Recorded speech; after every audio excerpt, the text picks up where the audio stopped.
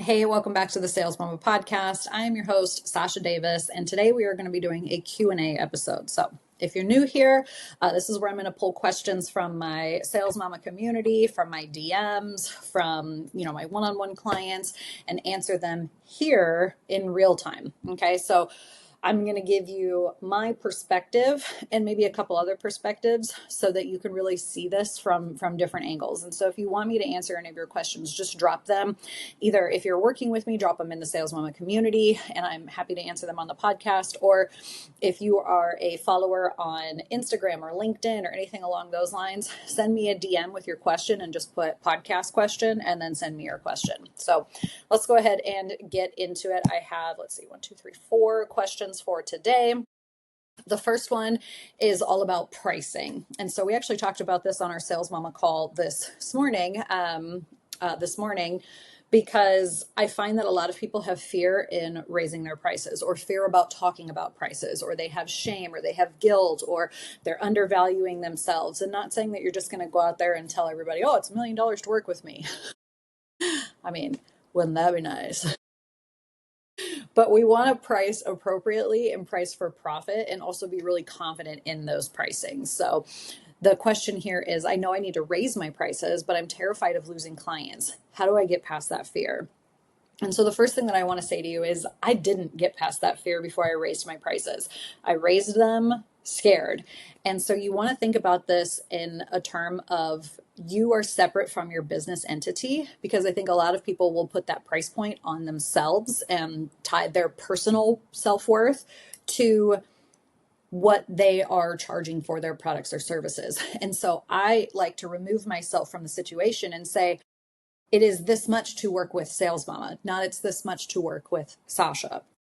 And so when I have removed myself, my ego self from that, I can come at it from a researcher standpoint, an analytical standpoint, and say, this is how much it actually cost for me to function, for me to give this value, for the ROI that they're going to receive, for the people that I also pay to help me, for the systems and everything that I have to run this business. And so we want to make sure that we are pricing for profit. Okay, so that's the real answer here is, you have to make sure that you're not losing money. And in the beginning, you may lose money. I mean, a lot of people lose money in the beginning because they are trying to get testimonials and get as many clients as they can, and they're just kind of throwing noodles at a wall to see what sticks.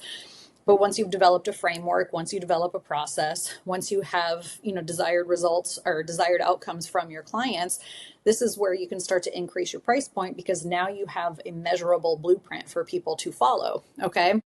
And so what I realized though, this fear comes from a lack of confidence, essentially, in being able to provide services for that person at that level. And I know that we've all been burned in the past. I think during COVID, there was a lot of people that were just spending money on coaches, on courses, on consultants, and some of them were very half-ass. And so we may have this fear or insecurity in raising our prices or asking for a certain level because people might not be willing to pay for that. And what I want you to think about is, everything that you've ever invested in is in some way, shape, or form a learning experience. So I'm not saying every single program I have ever done is A+++. There's been some that I have been a part of that I'm like, this was mediocre. I mean, there was one that I did last year. I think I spent like $8,000 for 3 months of one-on-one, and it just was not anything that I thought it was going to be, right? And so I learned from that experience. I'm not angry. I'm not resentful. I wasn't thinking that I wasted the money. I learned a lot on how I want to do calls, how I want to scale my business. And so I come at it from another perspective on how can I, okay? So when we're thinking about raising our prices, we have to take that into consideration. What is the market willing to pay? What is the value for this based on the market? And then you have to take in your experience, your expertise, your systems, if you have any overhead, because we want to price for profit. And so a lot of companies operate on like a 20 or 30% profit margin. Service-based businesses can actually operate at a much higher level profit margin because there's not overhead expenses for finished goods or for products, anything like that. Okay, so think about how much money you actually want to make. So if somebody tells you the program is $10,000, they're not taking home $10,000. They are not taking home $10,000. I take maybe half of that. By the time everything is all said and done, it's actually probably less than that, because if I work with somebody with, a $10,000 program and, meet with them, or they come to twice a week group calls, or I hire somebody in my team to help, and then I have all of these systems. I mean, it costs me dang near $10,000 a month just to run my business. Okay. And no, it didn't start that way. When I first started, I had very little overhead expenses, maybe like $500 a month. Right. So I priced for profit according to what that was. Now I'm pricing for profit based on what, I'm actually spending every single month on systems and processes and growth and, contractors and ads and cost to acquire customers, all of those things. And so you want to take those into consideration. And a lot of times when you look at it from that analytical standpoint, you'll see that you're paying yourself very little. And so this will give you that permission that you are looking for in order to raise your prices. And then I want you to practice the shit out of it. Okay. Because when you have a lack of confidence or an energy leak around your prices, other people will feel that. They will be like, oh, okay, well, maybe this person doesn't think they're as good as they really are. Okay. So if you can't confidently say $5,000, $10,000, $15,000, I need you to practice that energetically and like physically speaking it, actually speaking it, so that you can become super, super comfortable and confident. And the more reps that you do, the better you will become. And so one thing that you can do to kind of bridge that gap is start saying, hey, my prices are going to increase to this much, but since you booked a call today, you can get it for this price. And so if you have predetermined discounts per se, that is okay. But when you start to discount immediately on a call before a client ever says anything, that is not okay. All right. And so the other thing with pricing appropriately is when we have mid or high ticket products, mid ticket meaning in like the few $1,000 range, high ticket meaning, 5, 10, 15K on up or more, and we price too low, people won't show up in the way that they need to in order to get the desired results. Okay, so think about it that way too, because I've discounted services before as experiments to see, I wonder how much this person is going to show up. And I will tell you, very rarely, I wish I had the percentage in front of me right here because it's very low. Those people rarely show up, and they're usually the first to quit, first to throw in the towel. And I actually had one of my clients share an experience about gifting a scholarship option because people use the money excuse all the time. And it's not really about the money. It's about the value that they place and the priority that they place on this product or service that they need, the service that they need. And so you have to make sure that you're pricing appropriately for them to want to show up and do the work, or to force them to show up and do the work, because it is their responsibility to take action. You cannot force anybody to change. And if you are in a service base where you are providing actual services for somebody versus like coaching or consulting or things like that, you have to make sure that the ROI on the time investment is also there. So making sure that you can relay that value of what they're going to get in return for spending XYZ by having you do this thing versus them. And usually that frees up more time, more energy, more money, more resources. And so you make sure that you want to capitalize on that and focus on the results and the benefits that you are creating for somebody. And when you can uncover all of those things, you'll be a lot more confident raising your prices. And so my kind of rule of thumb too is if you had 5 easy yeses, it's time to up your price. And so you want to get to the point where you're pretty consistently around like a 50 or 60% close rate. If you're at 100% close rate, your prices are too low. And if you're at like a 10% close rate, your prices are probably too high. There's some caveats in there because obviously we need to work on sales skills and funnels and systems and all of those things. That's very generally speaking. But if you're really good at sales calls and you're not closing them, it could be a pricing or a value mismatch. So take a look at that, and how can you price price your stuff accordingly for your ideal target market. Okay. So stop waiting to feel ready to change your prices. Just make the decision and do it. All right. Now, the next question, what does a real sales system look like for somebody who is just like a one person or a two-person shop business like my own? Okay.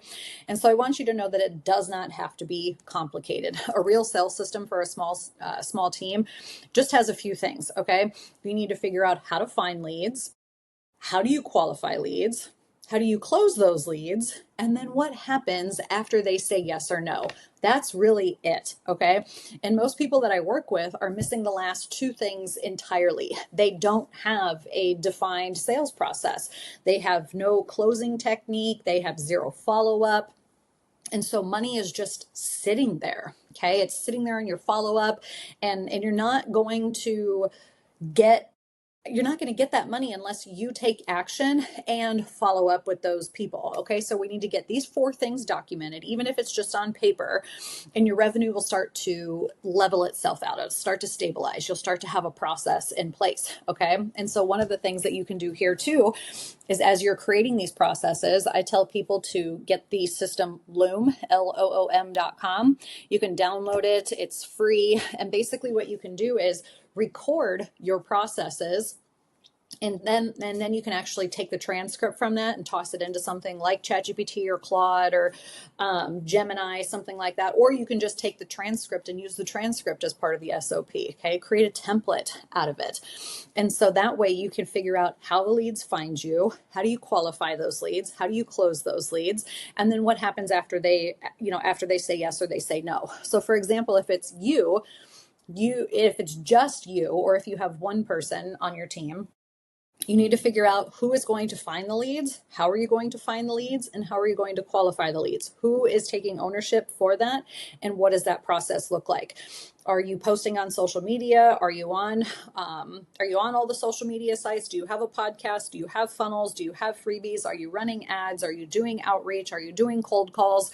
Are you doing all of those things? Are you doing none of those things? Are you networking? How often are you networking? And so you have to figure out all of those things and create processes around it. So again, you can simplify this whole thing. And I know it sounds very complicated as I'm talking about it. You're like, oh shit, I don't have that, or I don't have that, or I don't have that. Start with one and grow from there. Okay. And so then how do we qualify them? So that's one thing on how we find leads. Okay. Social media.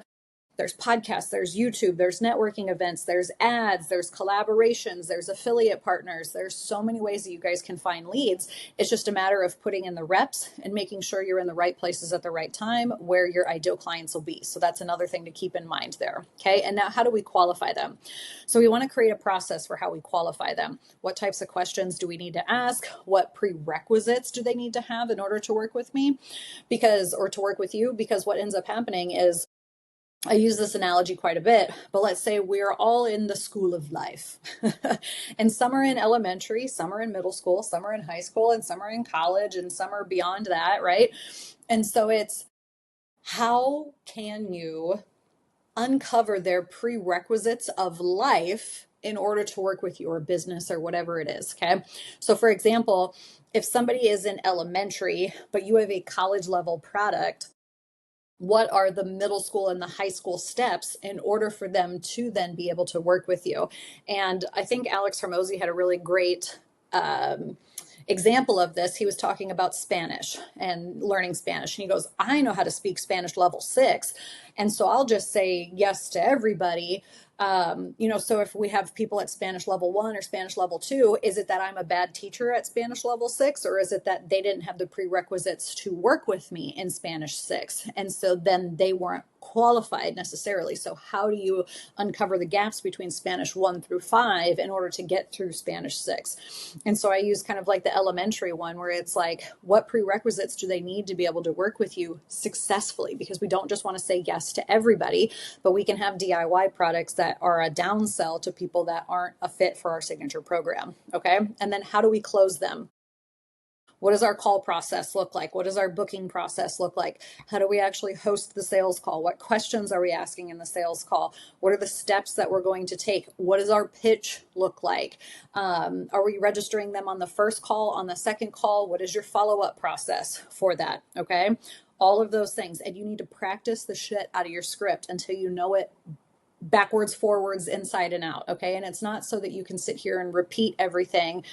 It's so that you know how to navigate a conversation, and practice makes perfect. Practice makes progress. Okay. You're not just going to wing it all the time. You got to stop winging it. Yes, winging it may have gotten you to where you are now, but it's not going to get you farther. Okay.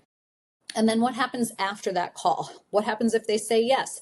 Who does the onboarding? What does the sequence look like? What does that process look like? If they say no, what does your follow-up process look like? How many times are you going to follow up with them? Okay. And what happens if they fall off? What happens if they don't? Do you have a downsell product? Do you have a nurture sequence with freebies in it? Okay. And so again, start where you're at and start building these different pieces. Start with the lead part of it, then start with the sales part of it, and then go to the follow-up part of it, and make sure that your client delivery is solid as well. All right. So my next question here is, I have leads coming in, but nobody is converting. What am I missing? So a few things that you want to look at are these actual leads? Like, are they actual leads? Do you have their contact information? Are they somebody that's like raising their hand? So are your leads actually qualified, or are you just getting a lot of interest from people who are never going to buy? And so are they curious or are they committed? They're two entirely different things. Okay. And then if those leads aren't converting into calls, maybe we're not asking the right questions. Maybe we're not engaging enough. Maybe we don't have enough things out there that are authority based that are going to get people to take that next step. Okay. And then when we do book calls, what's happening on that call? Okay. So let's say we get a lead to book a call. So there's leads prior to booking call, and then there's leads after they book a call. And this depends on how warm they are, how hot they are. It depends on their score, essentially their sales score. So if you're teaching and explaining on a call instead of leading the call and asking questions, you're probably going to lose them. People don't buy when they are overwhelmed or when they are getting everything answered in a free session.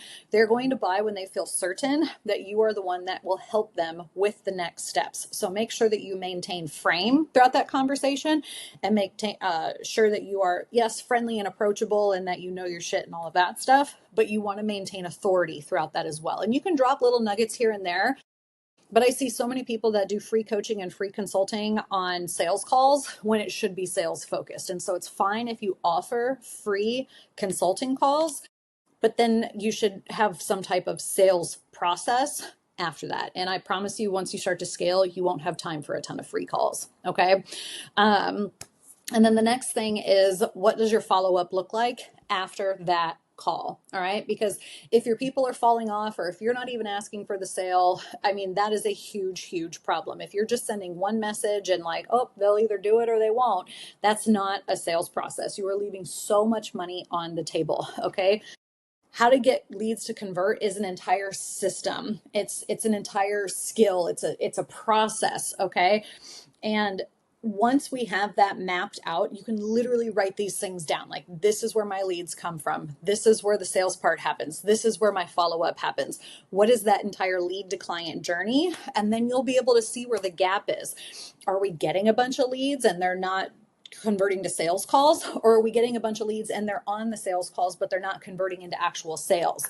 So if we're not even getting any leads, then that's a marketing problem. We're not getting enough visibility. So if you have not that many leads, we need to focus on visibility. We need to focus on marketing. If you have leads and they're not converting into calls, your pain point isn't big enough. You're not giving enough value for what they're going to get on that call, and you're not creating enough pressure internally for them to be able to take action. Okay.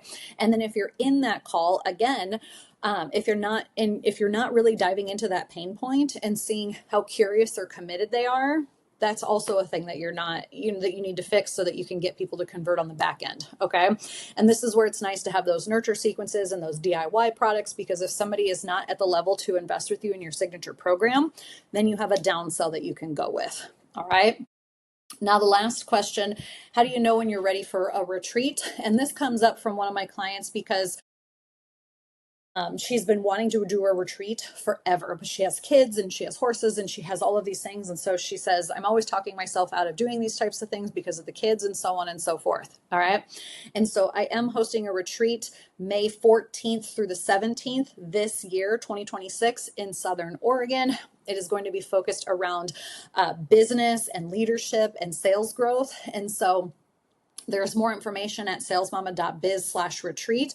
These are so much fun. There is a couple private rooms, there's a couple shared rooms, and then we also have hotel and local only spots, so where you can come in and not stay at the actual retreat space, but you can stay somewhere else in the area and drive into the retreat and have the full retreat experience minus the lodging options. Okay, so how I want to answer this is you're never going to feel ready. You are never going to feel ready for a retreat. And so if you have that inkling of like, I want to go on a retreat, I want to go on a retreat, you have to honor that. You have to find a way to make it happen. Okay. The women who show up in rooms like this, they didn't do it because they felt ready and everything was perfectly done. They made the decision and became the woman who they needed to become in order to attend that retreat. Okay.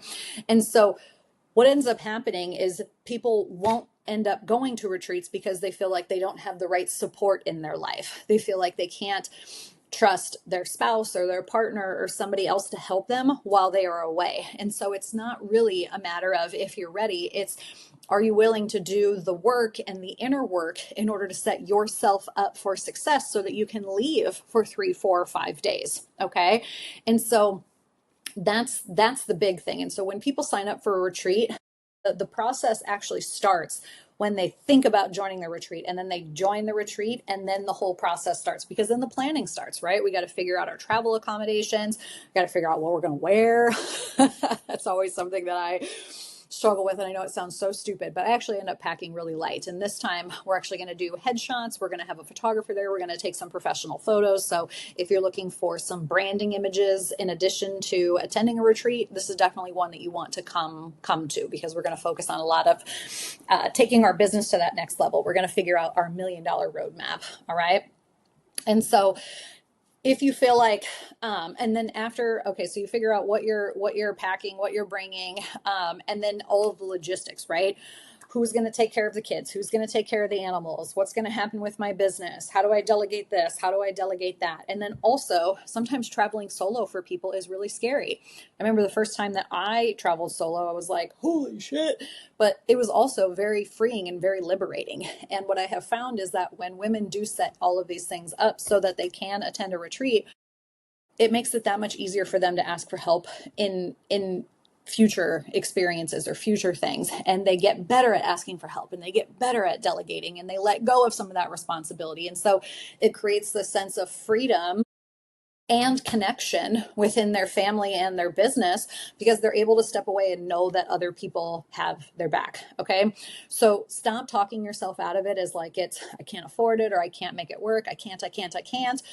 It's either not a priority, or you can find a way to make it happen. So if a retreat has been on your mind, which for me, I think everybody should attend a retreat and try to make it part of their personal growth and professional growth plan, because there's so much that happens when you get to leave and really immerse yourself in an experience for a few days, and you get to meet some of the coolest people in the world. Like the past couple of retreats we've had, just the connection and the camaraderie and the laughter and the breakthroughs, like you're in it for like 3 or 4 days, and it's so incredible. I have a hard time putting it into words. Okay, so if you've been wanting to experience something like that, or you feel like you're kind of getting burnt out and overwhelmed, but you really want to take things to the next level, but you don't know where to start, that is your time to go invest in a retreat. And so my retreat is May 14th through 17th, but there's tons of different retreats out there. I have clients that host retreats. I have other colleagues that host retreats. And so if you're looking for a retreat, I mean, just go out there and type in retreat and you'll see so many different options. There's wellness retreats and women's retreats and business retreats, and I mean, surfing retreats and horseback riding retreats. There's so many cool retreats out there. And every time I've attended a retreat, I have come back just alive and energized and renewed. And yes, they're incredibly awesome. So the real question here, I guess, is how much longer are you willing to stay where you're at versus really take things up to the next level? So that's when you know when you're ready for a retreat. All right, guys, I think that is it for today's Q&A. If you want to drop your question or have your question featured on a future episode, send it to me, DM it to me, email it to me, or drop it in the Sales Mama community if you are part of my community and you work directly with me. And if this episode helped you in any way, I would love for you to leave a review, leave a comment if you're watching it on YouTube, and share it with a woman who needs to hear this. You're helping more than you know. All right. We'll see you guys on the next episode.